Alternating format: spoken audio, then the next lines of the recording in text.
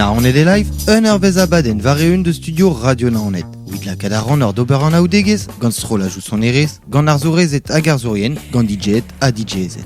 Ad kavit podcast ar son adegou, var ol lerien internet, pik Radio Naonet, pik VZH.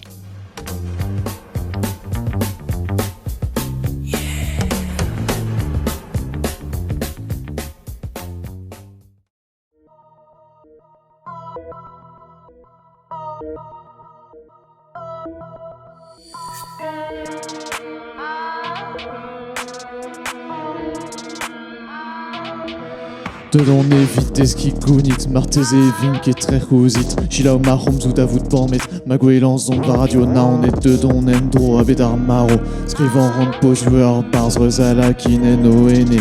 Ouit ket petra vendia barz denelez mam den zo eugus. Fellen toaz nik pegus, neta dar bet feledin ober.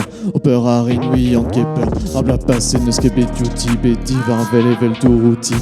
Un EP, ur bladen, dazi sonj kuden ar blanenen gourgan marine d'ave d'aloir pelleuse en naon, hag ar c'hounar, ar rogar maro, en a naon, pozio glen moro sevel e non, o vevan pel a kounar ar c'herioù, et kuit an oab da greiste, en doro ar redek bio ar parkou, poteskezek tapet folentes, disoar si pel hag ar brezel, gred a galon hag a peur perag et terret kuit ar c'houlm, eske megan ar maro, gourgan marine d'ave d'aloir pelleuse en naon, hag ar c'hounar, ar rogar maro, en a naon, pozio glen moro sevel e non, de ton evit eski gounit, martez e vink et tre c'houzit. Chila o marrom zout a vout bormet, ma gwelan son va radio naonet.